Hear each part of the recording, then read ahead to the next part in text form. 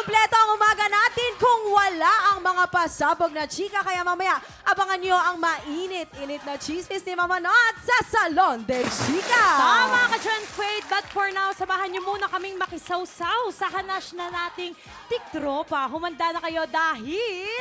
Heto na nga! Mga tiktropa, ito sabi ni Pretty K. Ako po ngayon ay nakaka-experience ng isang teleserye moment. Uy. Pero imbis na main character, kontrabida po ang datingan ko ngayon sa mata ng nanay ng boyfriend ko. Opo, yung nanay ng jowa ko ang problema ko. Sa tuwing dumadalaw ako sa kanila, feel ko na hindi niya ako bet na para bang kasalanan ko ang pagtaas ng kuryente nila. Hindi ko to dinadaig sa boyfriend ko kasi nga, hindi ko rin naman sure kung kakampihan niya ako. Sabi ng friends ko, humanap na raw ako ng iba dahil syempre nanay niya yun, ano ba namang laban ko doon. Pero, wala ba akong karapatang ipaglaban ang pagmamahal ko sa boyfriend ko? May pag-asa po ba kami kahit hindi ako mahal ng future mother-in-law ko? Maganda yan. Oo, ano masasabi niyo, John? Siyempre mula sa mami muna na may experience. Wow, Chris. Chris. Bilang may asawa at may mother-in-law, Yan. ang masasabi ko, pakisamahan mo talaga. Pakisamahan. Oo. Pero alam mo, kailangan ipaglaban ka rin ng jowa mo. Of course. O kasi ako Chinese yung asawa, yung boyfriend tuloy. Asawa ko na pala. Chinese yung Ex-boyfriend, asawa. Oo. ex-boyfriend. So, syempre, kailangan pakikisamahan mo. Of Ganyan, kasi hindi course. naman ako Chinese, di ba? Oo. So, pakisamahan mo. Tapos, dapat siya rin, tinutulungan ka niya na maging maayos yung relationship nyo ng nanay Ng mother, niya. no? Oo. Oo naman. Or pwede rin Totoo. naman na, wag ka na lang din, maghanap ka na lang ng jowa iba. na walang nanay. Actually, naririnig ko yan. Habang hindi ka pakasal. Naririnig ko yan Habang ngayon, hindi ka kuya. pakasal. Habang hindi ka Oo. pakasal. Magmula naman sa isang single guy, Michael. Oh. Ako, Kuya Kim, kasi naniniwala ko lahat ay nadadaan sa usapan. So, kumbaga, if hindi okay yung nanay, baka there's something that you have to be aware of. Kumbaga, like something you have to talk to with your partner and with the mother. And siguro, I really believe that, you know, if you love someone, you should fight for it. At okay lang yun. Ay, tama. Pero Tulad at the ni? same time... Pero sa experience ko naman, Kuya Kim, mabait naman siya. So, okay naman. Tumatapang na si Michael Hindi, dahil ngayon. kasi nitong nanay ko na nanonood, kaya I love mothers, I love my mom, shout out ma. Mami at daddy mo pala po. siya. Yes. Kaya pala ang pogi ng daddy mo, Hello tsaka ganda ng po. nanay mo. Kaya naman. Ang Mga bata bagets pa. Oo nga. O bilang isang dalaginding. Yan. Hailey, ikaw.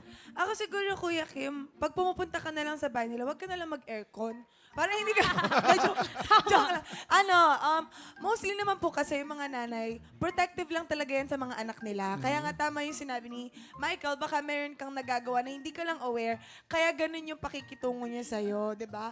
Pero, kung nararamdaman mo na ganon, gawa ka na ng paraan para mas mapalapit po yung loob niya sa'yo. Kasi at the same time, hindi lang naman talaga sa boyfriend mo or sa asawa mo ikaw nakikisama. Magiging parte ka na ng pamilya nila eh. Magiging nanay mo na Totoo Ayan. yan. Ito Diba? naman ang sa akin, bilang isang 25 years married na, meron tayong kasabihan na live and live. Ibig sabihin, pagka nag-asawa kayo, you become one flesh. Ibig sabihin yan, you become one flesh with your wife, but he has to, the boy or the guy has to leave his family. He still honors the mom. Pero he has to cut himself clean. Dapat kampi ka palagi sa misis mo. Pero kuya, paano sa posisyon nila? Kasi Dapat- mag-boyfriend pa Oo, lang naman boyfriend, sila eh. girlfriend. Yan ang pala. maganda. Dahil boyfriend pa, sabi nga ni Chris, pag-isipan mo, kung talagang hindi kayang kalasan yung nanay, maghanap ka na iba. Ayun, ang galing doon. Ang hirap kasi talaga kapag hindi kayo magkakasundo kasi makakasama mo forever. Ayan, Tiktropa, gusto rin namin marinig ang inyong opinion. Kaya sugod na sa aming Facebook page at makicomment na. Up next, bibisita ulit tayo sa Salon de Chika para Yan. sa latest and hottest chismis sa pagbabalik ng TikTok Live!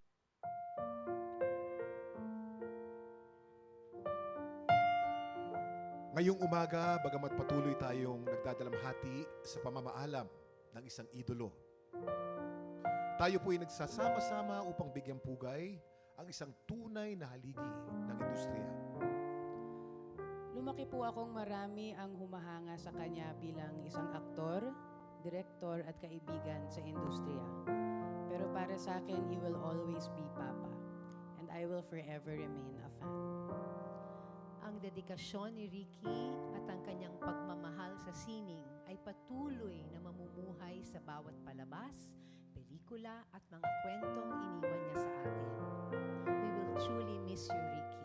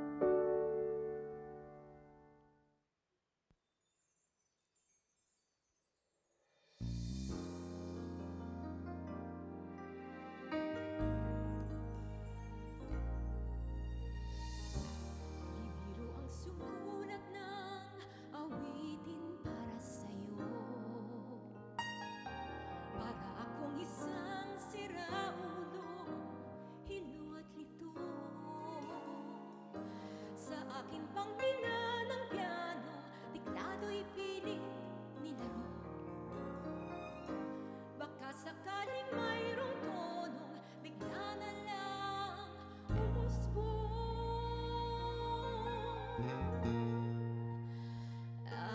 araw-gabi, nasa isip ka. Kapag gabi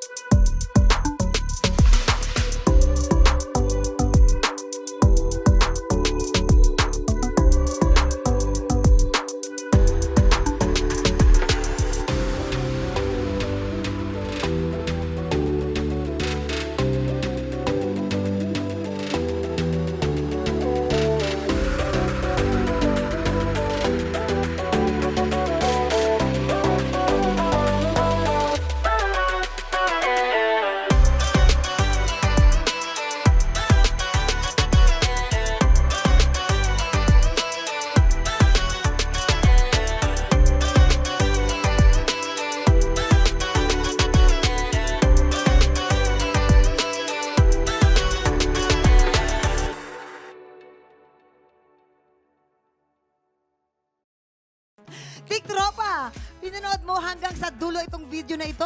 Abay, very good ka! For more happy time, watch more TikTok Lock videos on our official social media pages and subscribe to GMA Network official YouTube channel.